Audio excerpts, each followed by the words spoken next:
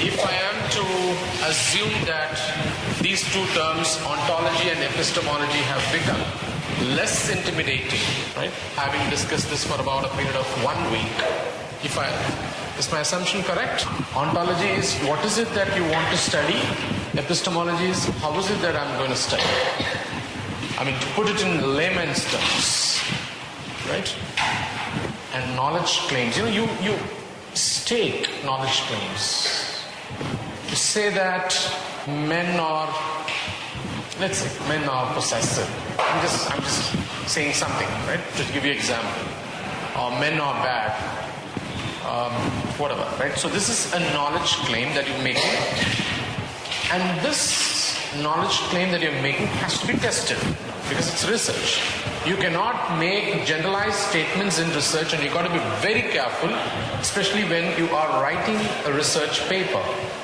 There is no room scope for generalizations. So you cannot write something like men are idiots, women are whatever, right? Women are what, smart. Well, whenever you are making such knowledge claims, you have to support it with proof. So you cannot actually write such generalized statements in a research report. The moment you write, for example, in case if you are doing your PhD and then you make such generalized sweeping comments about anything for that matter, or men, women, anything for that matter, it goes across to a supervisor. He writes it out and sends it back to you. I mean, a good supervisor will send it back to you asking you to correct this, right? So that's the first mechanism. So it's not a feature writing wherein you have this liberty to articulate the way you want to. But here, when you want to articulate something in a research paper, every statement should be supported with some kind of a proof, some kind of an evidence. Now, when you're making a statement like this, that men use mobile phones more for rational purposes, women, that's what they say, men repress and women express. That's what they say when it comes to mobile phones, right? So if that is the statement that you want to make, then perhaps you'll have to find out who is the one who made this statement. So there should be an author or a scholar who probably would have, actually it is a statement made by one mobile phone scholar by name Rich Ling from Copenhagen. And so you'll have to quote his name, right? So it's not your statement, right? So that is the caution that you need to observe when you're writing a research paper. So you cannot just sprinkle your thoughts freely there in the report, right? So coming back to this, so ontology is about what is it that you want to study. So if you make such a claim that men use mobile phones more for rational purposes, all right, and women use mobile phones for more expressive, and they call hyper coordination. Hyper, what is it? Like when you say that don't get hyper about anything, right? Get emotional about anything, isn't it? So people, it's said that women might use. So if that is the knowledge claim that you want to make, right? And then it has to be tested, and that's when where it comes to epistemology. So this is ontology. Fine. So you have a knowledge claim. Now the question is, okay, it is a reality which exists there, but is it an objective reality, or is it a reality which is socially constructed? Is it an objective reality, or is it a reality which is socially constructed? If it is socially constructed, then you will follow what you call. If it is objective reality, then you stand and you observe. Okay, so you use questionnaire. If it is objective reality, you use questionnaire, and if it is objective, then you come to epistemology, decide on survey, experimental, whatever. Right? So how you are going to study? Okay.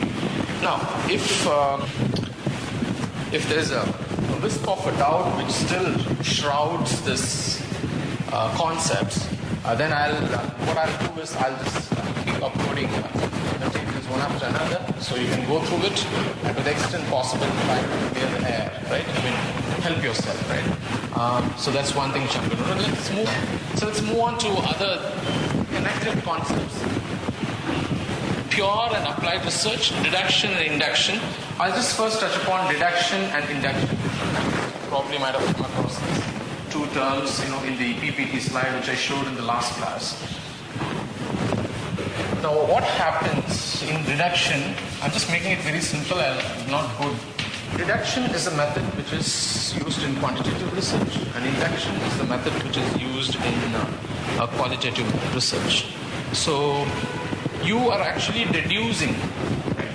You are actually deducing from a theory, deduce from a theory, and then you test, right? So what do students use mobile phones for? If that is a question that you want to research, see, I can do a research as simple as that. What do students use mobile? So how do you measure? How do you do a research on this? So what do students use mobile phones for, right? Or what do students use the internet for? Now I can do this research by preparing a questionnaire. All right. Now that is quantitative. So what sort of questions will go into it? Okay. What sort of questions will go into it, and how are we to decide that? How are we to decide what questions are we going to ask? Right. We're not going to ask like some 10, 20 pages of questions. Maybe you can have this PhD, 10 pages of the questionnaire can run. What do you want? You're the last person to come in, or what? You're the last person to come in? You have a fan following? No, otherwise you can stand there and you manage the crowd. Okay.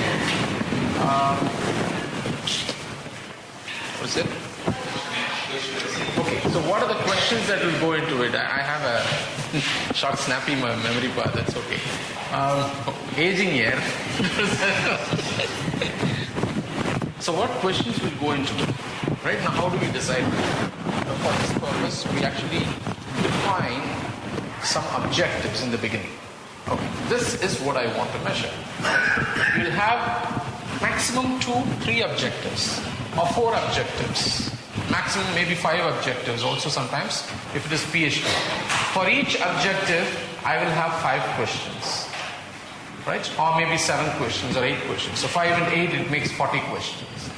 Alright? Now that is what I want to measure. So every research is limited, has its own limitations. That is something which you have to assume. You cannot measure everything under the sun. Even with respect to the particular topic that you are studying. Right? Because it's time bound, money and a lot of other stuff. Okay? So it has its own limitations. Right? So you have a very defined, limited scope. This is the scope of my research. Because when you're presenting your findings in your viva, you know what a viva says for PhD research? You have to actually, present your findings to a larger gathering, and don't ever think it has to be only the academic, intellectuals who gather it. I mean, you go abroad, anybody, right? Just passing by, pedestrians can walk in, listen to you, and then can ask questions, right? Okay. It's supposed to be, when you're doing PhD, it's expected that you're making some large-scale contribution to the world or to a specific body of knowledge. A specific body of knowledge. When you do some research work on advertising, wow. So you're actually adding a new body of knowledge to the existing repertoire of knowledge, to the already existing knowledge. That's what they say. Right? So people might ask you questions. Why didn't you do that? You should say, no, that is outside the scope of my study. So I said scope. Scope is limited. So there are 2 ways of doing. Okay, I can just like that, write questions. Okay, how many mobile phones do you use? Is it prepaid? Is it postpaid? What else? Right? Who pays? Is it your parents who pay, or you are working and you are paying? And what are the features you have? What mobile phone? What model? And then you're going to ask, what do you use the mobile phone for? And then you're going to give options, right? Making calls, sending SMS, MMS, or whatever, internet, and blah, blah, blah. Like, you can give all this a list of options, right? And then you're going to say, most of them use mobile phones for this, that, etc. Right? But here, in this case, I am not using any theory, right? I'm just asking questions. Now, this kind of research is something which is adopted by the marketing agencies, right?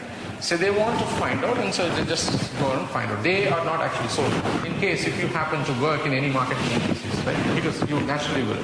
One of your seniors is working in KPO, right? You know what a KPO is, no? Like BPO, this is knowledge processing, outsourcing. So you may get to work in KPO, you may get to work in anything, okay? You may even get into knowledge management, and all of these IT industries are into knowledge, wherein you might probably do some research. You might be asked to write white papers. Have you heard about white papers? This is something closer to research paper, but it's not an academic research paper. BPO, right? In KPO, K stands for knowledge. Yes? All right. So you may in the past, sometimes you may be in an ad unit, right? So you may have your own ad filmmaking that unit, and so you'll have to do some market research, right? In order to find out from the people, like what is it that they're actually looking for when it comes to textiles, when it comes to a certain specific product, right? So it's not that as I told you in the advertising class, it's not that as linear as I give you a briefing and then you start writing a copy. It's not as simple as that. You have to do a marketing research. So all of these leading agencies, they have something called brand services department, right? Which is headed by a very key person, a manager, brand services. And it's they who do a lot of these marketing research. They go out, find out, and then they understand, okay, this is the perception of the public or the customers, right? As far as this product is concerned. Then we arrive at it. So this particular concept, right, this particular feature of the product needs to be conveyed, and that's how they choose a sort of a theme for audience, right? So maybe saying go in class and advertising class, right? So you get into a lot of market research of this kind, right? If at all you say we use this theory, I think they will check it. But on the other hand, when it comes to academic research, for the same whatever it is, like what do students use mobile phones for? I will foreground it on a particular theory called uses and gratifications.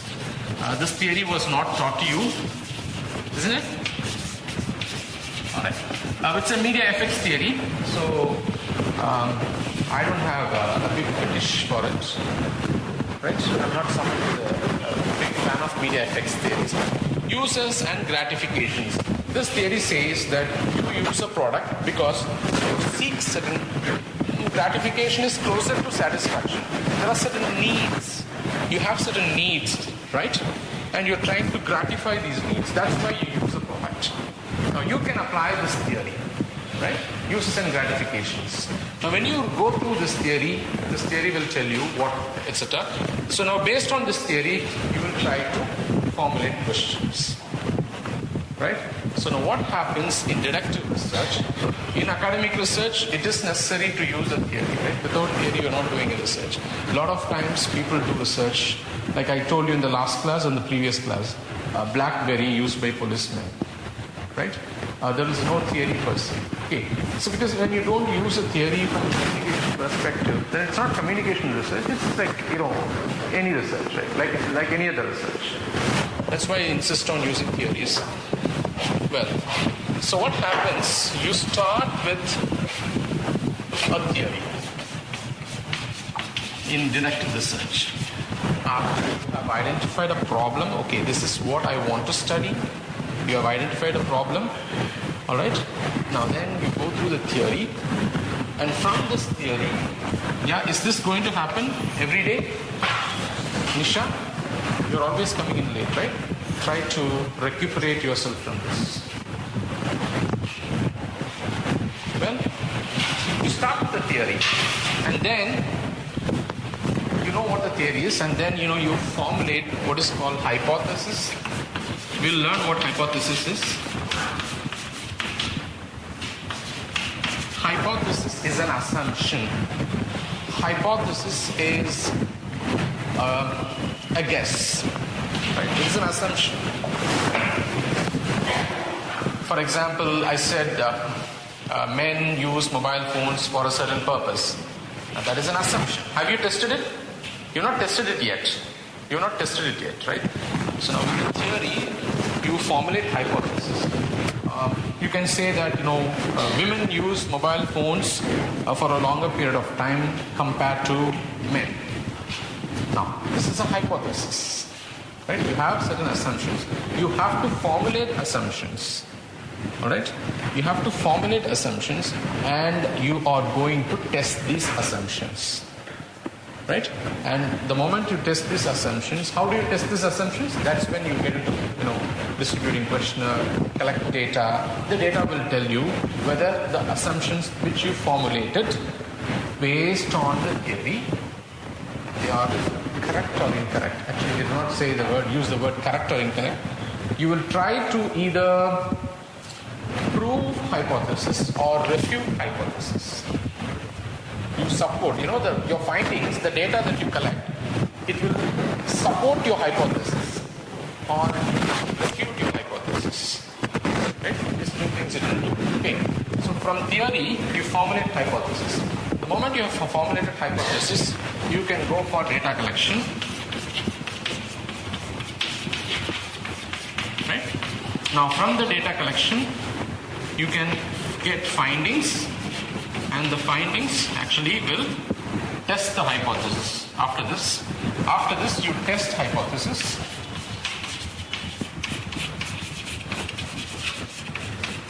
Right?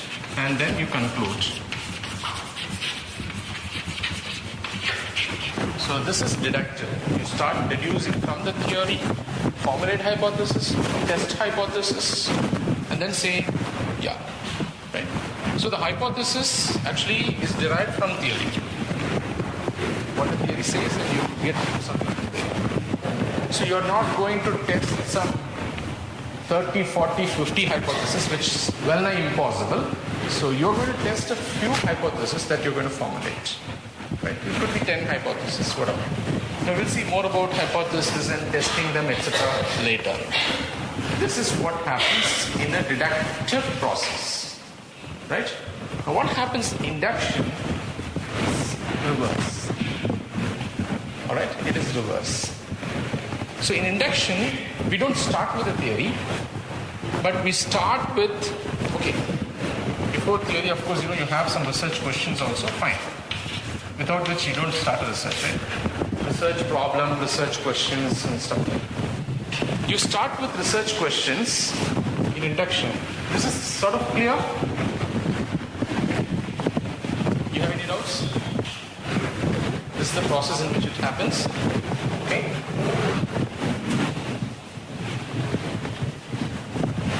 Raji?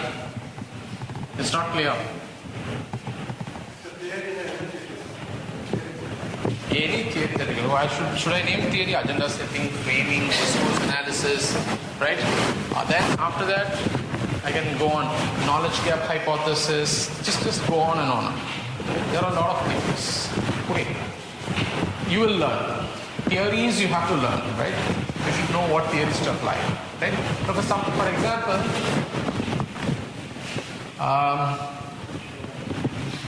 someone wants to do a study on.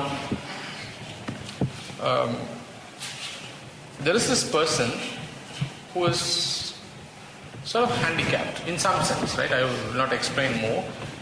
And this person posts a lot of his pictures, profile pics in Facebook.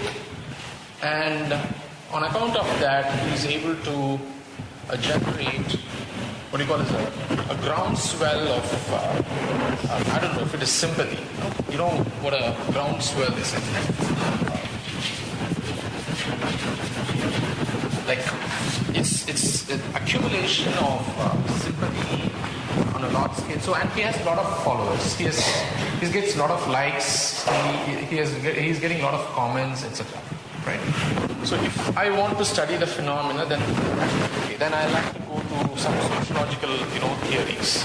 Right? There should be some sociological theories. So you need to have a theory, to explain this phenomenon. Right? So as I said, moral panic. Yeah, there is a theory to explain certain moral panic. Right? Moral panic is very common, right?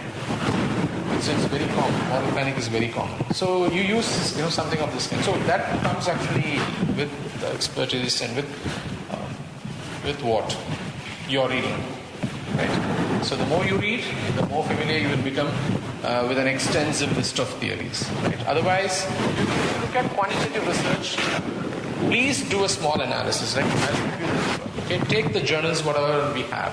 Take 3 issues of a particular journal. Go through these quantitative studies. You will find that these theories are more or less to do with uses and gratification, agenda setting, what else here? Maybe spiral of silence, what else? So some of these theories which are all familiar with, right? Not more than that, right? So you should do this, to find out. If it comes to qualitative studies, you may do, you have a lot of theories to, depend on, rely on. Right? So theory, you'll have to learn, of course, what theory suits. All right? I mentioned this study. First semester. Man versus machine algorithm.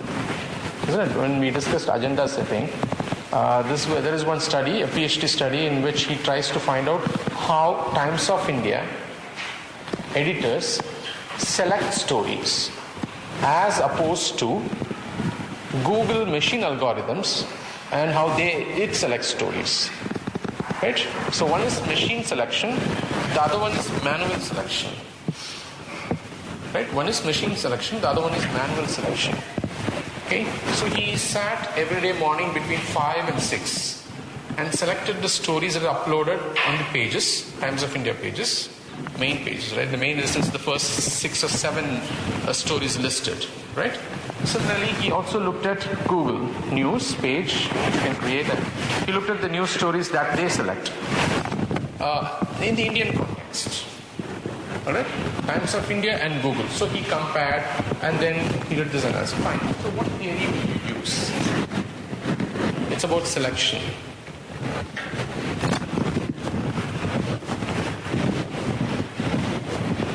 Gatekeeping, right? So he used gatekeeping theory. Have you heard about gatekeeping theory? So Shoemaker's gatekeeping theory. Shoemaker is still alive. So that's the theory used. So using that theory, you explain this, right? So you do not do research when you're doing it in this field, right? Any field for that matter, any discipline. I don't know about English literature, but anyways, let's not criticize English literature too much, because I also did English literature. So you have to use theory. Without theory, you cannot. Now, even in qualitative research, you may follow this, the deductive approach, but you will not have hypothesis. You are not actually testing hypothesis. There is no hypothesis in qualitative research, right? It is more of an exploratory research, and then maybe try to do some explanation also, right? So I'm not trying to find out whether men use mobile phones more than women. So there are 2 variables, men, women. You compare, you correlate. No, I'm not doing that business in qualitative research. So no hypothesis. It will not appear at all. No hypothesis in any of these qualitative research. You can just go through the journals, you can go through some PhD studies if you want to. Look through the methodology chapter, you will find that there is no hypothesis. Alright? So what happens from theory, you have some research questions. Right? So I will have theory, and then I have research questions. From research questions, I will start my data collection. Right? And this research questions, they sort of have a close relationship to the theory. Right? So research questions are very specific. So when you talk about moral panic, you know what moral panic is, and that is best explained by a scholar. So you take his definition and measure. For example, when you talk about development, how do you measure development? So you may take, UN's definition. Alright? So some of these definitions, you have to follow some definitions there. Okay? So theory, research questions, data collection, analysis. I'll rub this.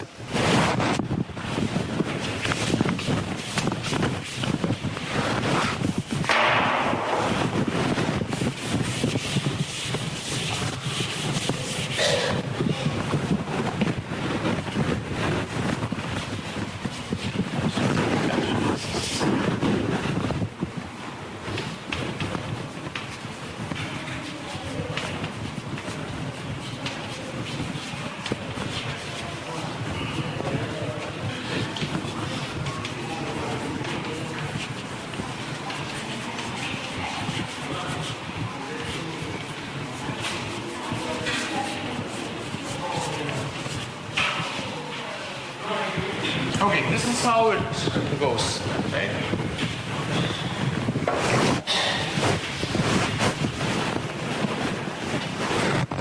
So why is theory there at the top? It helps you to formulate research questions, right? What questions to formulate. And then you get into data collection, maybe through interviews, through focus group discussions, all right? Any of these things. And then you analyze the data that you have collected, right? And with this analysis, you are trying to explain the phenomenon. Okay, if it's moral panic, with the analysis, yeah, when you're analyzing it, you are analyzing the data for moral panic, right? You are analyzing the data for moral panic. Okay, what sort of moral panic exists there, etc. So you will do that here. Okay. No, I will get deeper into. So, for example, you don't use the word moral panic. These are all concepts. These are all concepts. Intelligence is a concept. Violence is a concept, right? But these are all concepts. So, but you need to reduce them to measurable quantities, right? So, how do I measure it? That's why we depend on theory, right? We depend on theory. So, the moment you know how to measure it, if it is quantitative research, you will formulate scales, right? What accounts for violence? You can formulate a scale. You can prepare a scale. You can design a scale. What is a scale? You know some statements that will measure this. In qualitative research, you have to have some categories, some way of coding it. We will understand. We'll try to see, we will learn coding later on. But you should know what to look for. Otherwise, it's a huge mass of data and they don't make any meaning, right? So in 30 pages of document, what am I looking for, right? How is moral panic manifested, right? How is it reflected in this text? Interview, right? I conduct interview, I record it, I transcribe it, and then there I have to see. Okay, so everyone will explain moral panic in different ways, how they experience, etc. I have to understand that. So analysis approach, it's a challenge. So that's how you end, right? So it's a systematic process. Okay, this is what you do in qualitative research. But what happens in inductive research? What happens in inductive research? You start with your research questions, not with theory. You start with your research questions, data collection, analysis, and from analysis, you develop theory. It happens very rarely. Do you know how gatekeeping was developed? Right? What's his name? Some White, I guess. His name I forgot. But it has this White someone. So he's the one. So he went to the newsroom. He sat there for about 2 months. He was an academician. And he observed the happenings there. Yeah. He observed how news was selected. News stories were selected. He observed how certain news stories were rejected. He sat with these people, who were doing it. Later on, he also interviewed.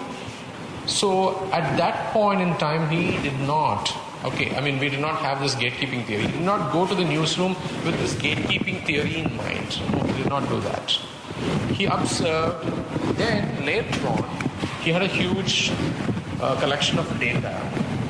And then from there, he emerged. In the sense, he analyzed the data and then he decided, okay, this can best be explained by a term called, a process called gatekeeping. That's how we arrived at, right? So it doesn't mean that every one of us can do research this way and then eventually come up with a theory, right? When does something become a theory, right?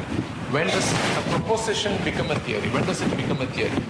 It becomes a theory when it is replicated and it produces same results across different contexts. That's when it becomes a theory. You understand? So, not just one time this thing cannot become a theory. So I do a research and then I come up with something. There is a pattern that I see in my research and then I say, announce it to the whole world, I have a theory with me. Right? No, that cannot happen. It has to be tested. it should be tested, should yield results in different contexts. Same results. Only then it can emerge as theory, right? So this happens in qualitative research, which is called inductive research. Not in all qualitative research, especially when you're using a certain method called grounded. You'll learn what is that. So Samajit, in his PhD, is using grounded theory. He's trying to find out, I don't know if it's about malaria, it's about health communication, right? He's specializing in health communication. He's a person who's worked in this domain for a long time. And so he's interviewing, he's collecting data, he's going around to different villages, meeting people and collecting data, transcribing it, and then he's looking for something, eventually he's trying to come up with some themes to begin with, right? So mostly people stop with themes. They do not go to the next stage, which is like theory formulation, right? So some themes emerge from the data, right? Because if you want to say that this is a theory, then I have to do this research in some at least 4 different contexts and then say that it is a theory, right? But that is the process used in grounded, theory research method. Okay, so even I used it, but I stopped with themes. I just stopped with themes, right? That is inductive and deductive. It's a simple process, starting with theory, analysis, collection, data collection, analysis, findings. You have hypothesis testing in deductive. Qualitative, you have no hypothesis. Collect the data, analyze the data, right? Inductive, theory comes at the bottom. You start with questions and data analysis, collection, analyze the data. From the data, you see if you can come up with a theory. That's the process. Deductive is very easily associated with quantitative. You have a theory and you have a hypothesis. Hypothesis appears only in quantitative research, not in any other research. Inductive, you don't have hypothesis. You have research questions. From research questions, you will start data collection. Inductive is not quantitative. Yeah, inductive is not quantitative. It is only qualitative. Any questions? Sleeping souls? I want to cover the rest of this also. It's all very simple. I'll just give a very brief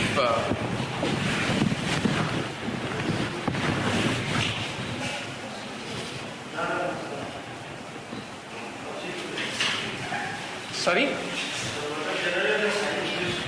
Sorry?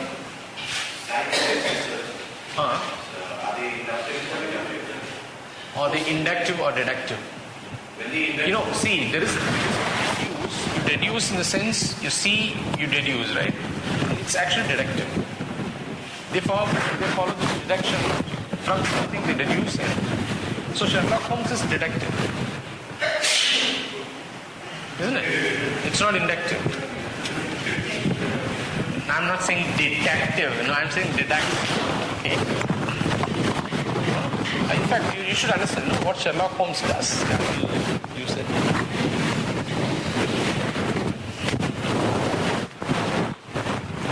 Any doubts? Deyaraja? Arun? Purinchadami? See.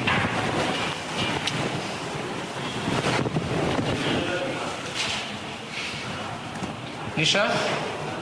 Came halfway through, still you could. Okay, great. Well, then I move on to the next. No, after that it's going to be pretty simple. Yeah? I'm not going to spend so much time.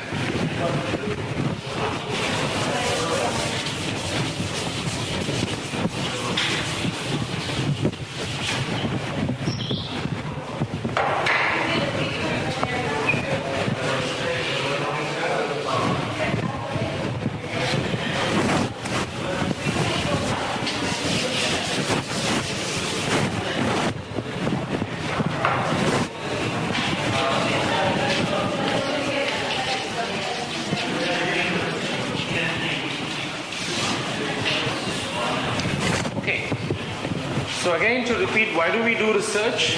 One is to fill knowledge gap. Some knowledge gap will always continue to exist. Do you believe in that? Nothing is complete in itself, right? Knowledge is not complete in itself. It will continue to exist, and we do research to fill this knowledge gap. The other one is problem solving. So we keep on doing research in order to solve a lot of problems. So this problem solving approach is called applied research, and the filling the knowledge gap is called pure research. It's also called basic research. People also called blue sky thinking.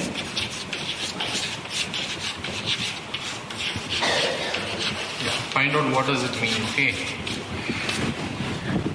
Well, now when you are doing research just to fill the knowledge gap, right, or for the sake of quenching your intellectual thirst, we do a lot of research, isn't it? I mean, I don't know if you've come across, you can just go through all these research works people do, right, and find out. There are studies, all philosophical studies for that matter. Sometimes, yes. So, it's very premature to discount that all your research has become applied research. What I'm saying is, research, if you can apply it to real life problems, that is applied research. But a research which cannot be applied to real life problems, to solve real life problems, then that becomes pure research. So if you look at most of English literature research, portrayal of Caesar in, what's the play? Literature student. It's Julius Caesar only? Okay. Well, in that play, all right? Or something of this kind.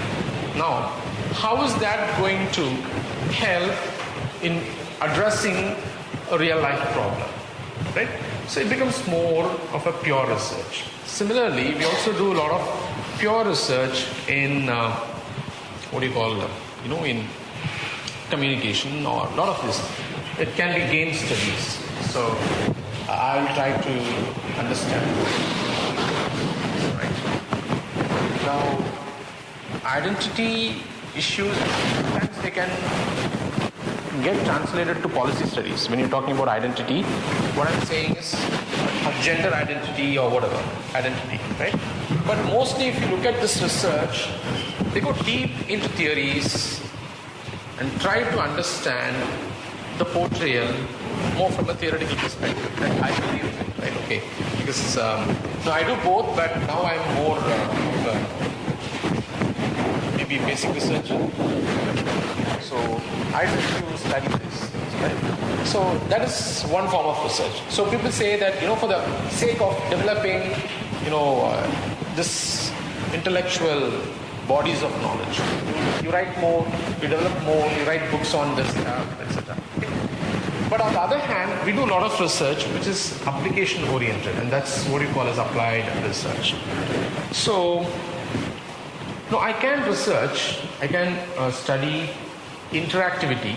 This is a question, which you also raised, from a pure research, from that perspective. But I can also study, but the same thing can be studied from an applied perspective as well, right?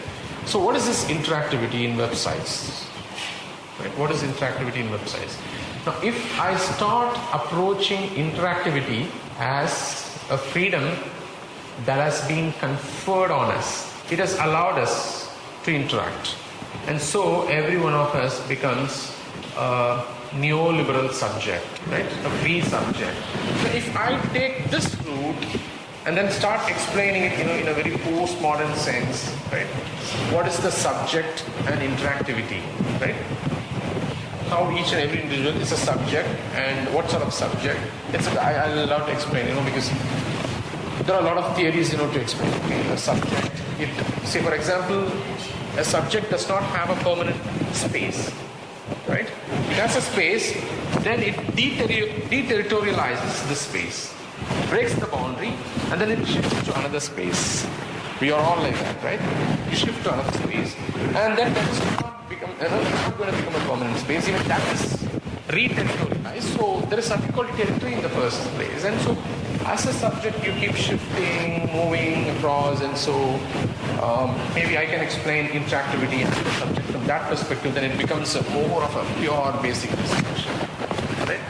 But on the other hand, if I'm going to look at how different features that are embedded, within the websites. So you have what I explained is focus on this. You have Reddit, you have RSS, right? Not me yet. Yeah. So you have Reddit, you have what are these things? You have a lot of these sharing tools, right? And you have Facebook, you have Twitter. You can just look at all these options and what you can do with them. Most of us do not use all these features. We just use probably share. I don't know how many of you use share. I'm talking about share not in Facebook, but in news. Like what do you do apart from comment and feedback? So I can study how many of you are using these features, etc., etc., etc., right? And how many of you think the site is interactive, right? And I know there are different ways. Now this can be used, right? For example, girls may be interested in looking through photographs, or boys may be interested in reading through text, right? I'm not biased, gender biased. I'm just giving examples. So I can find out, and what can I do with the findings? Now I can share these findings, to probably like those who are designing websites at a higher level, in the sense in IT industries. For your kind of information, Microsoft has a research center. It's called Microsoft Lab. HP has a research center called HP Research. Yahoo has a lab, Yahoo Research Lab. And I think Yahoo or HP is the one which has the Palo Alto Center you must have heard about, right? Palo Alto Research Center. So, not everybody is Palo Alto. Microsoft is also Palo Alto. Sorry? Yeah, name of the place. But no, there is a research center by the name Palo Alto. In fact, in communication school, in the beginning, there was a school called Palo Alto School, group. Like, how we discussed. Yeah, that is fine. But this is a research center which is focusing and which is tied up with, find out if it's HP. I think yes. In fact, within India, HP, you can go to these websites. Microsoft, Yahoo, they're doing a lot of research, right? They're coming up with new devices, how to, use television and vertical learning. And in fact, they're offering fellowships, right? Fellowships both at the PhD level as well as at the postdoc level. But they're selecting mostly computer science, people with some computer science background, or you should have some understanding of that. So they are doing a lot of studies. For example, HP is doing a lot of ethnographic studies. Ethnographic studies on what? On user interface. User interface and user experience is something which all these three companies, they have a separate vertical, a domain, and they keep doing research, continuous research on this, right? So they're not like any other websites. See, most of these smaller companies, they don't do research per se before they actually launch the website, right? But these companies, the products, when they design a website, they'll have an alpha release, they have a beta release, and the beta release, they try to understand, the user experience. But before actually they put this out, for social use, they do a lot of these, what you call as hermeneutics research, right? They have their own team members using this. They'll put them in a separate room, and they will observe from here, often use the website, and once they get into this, right? Anyone for that matter, you go into it, you will not be conscious of what you're doing. You will not be conscious of the fact that you've been asked to go to the website because, they want to know what are the problems that you encounter. But whatever you encounter, record it, actually. And then they go through it and they sort of try to rectify it. Right? Okay, they use different methods. They also later on, they use something called think aloud expression, which is a method.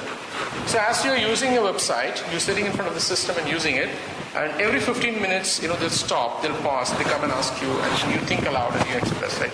This is the problem that I face, Look at our university website, it's horrible, right? So in terms of user interface, it's horrible. A lot of these websites, okay? So I don't know, you go to some page, you wouldn't know how to come back, home. I mean, you see, these are all common problems, which people are not. And then you have a lot of other factors, right? Are you following compliances, right? Your site, the page that you design should be amenable, to everyone, right? How will the blind go through the library portal, which is like dark grayish color, and against which you have a white text, which is like some Times Roman? Which site is using serif font in the first place? How can you even think about using serif font and against a dark background? And how can somebody even partially blind be able to make sense of this text, right? These are all things, so this has to be done actually, using research. So it's not about aesthetics, that I always insist on. It's not about just aesthetics, it's also about functionality, right? So there are a lot of terms. You have to, these days, if you are actually, in the US it's very strict. If you're designing a website, you have to follow W3C guidelines, right? So go through the guidelines. Are you following 508 compliance? Are you following, there are a lot of compliances, right? Do you have alt text for every image that you post? See that, right? So there's a lot of Q&A that needs to be done, right? A lot of Q&A that needs to be done. Q&A is, right, you design a project, it goes to a QA team, quality assurance team. It's that team which actually goes through it and clicks on the image. Does this happen? Is it done? No, all of this is done. Today, the web design, the norm is it has to be white. Light gray, light blue colors can be used. Alright? Dark colors can be used as a sort of a strip somewhere at the top. Okay? Otherwise, everything sort of flows. Now, Web 3.0 is actually promoting more of a white space. If you're doing research of this nature, so user experience, of course you have to do research. Nokia and other companies, no, it's not Nokia, Microsoft, all mobile phones, they have to keep on doing research in order to find out, whether they are okay with this button, this, a lot of user interface. These are all applied research. So a lot of them is applied research. Even when you say, some basic research also will have some elements of, applied research in them. So that's what science people, it's mostly applied research, isn't it? So whatever they do, I don't think they do, what do you call it, right? What do you call this? Even noetics. Have you heard about this noetics? Science, noetic science? Anyone? Studying soul. What do they study? I don't know much about it. You can actually search for it. There is one, most of Dan Brown's, novels sort of, I think, the first one, what is that? Da Vinci Code, sort of, I think, lost symbol. Okay, some Freemasonry and all this, right? Noedic. Okay, so one instance I'll tell, they wanted to study the weight of soul. So they chose a person who was on the verge of death. Yeah, put him in a casket with just some sort of a capillary outlet, right? Just before going to death, and they measured him after death, and they said, okay, this is the, okay, there's a lot of studies, okay, how, to what extent you want to believe, trust, and that's, altogether different issue, right? But that's happening, right? Now, I don't know if that can be applied anywhere, but okay, there's a study which is, right? So, science, I think it's mostly applied research, right? So, just find out, on a random basis. Maybe you have a lot of PhD friends. Just ask them, what are you doing? They'll just tell you, this is what I'm trying to find out. And just see if that fits into applied research or that fits into more of pure research. Yes? Is that clear? Then I'll touch upon this.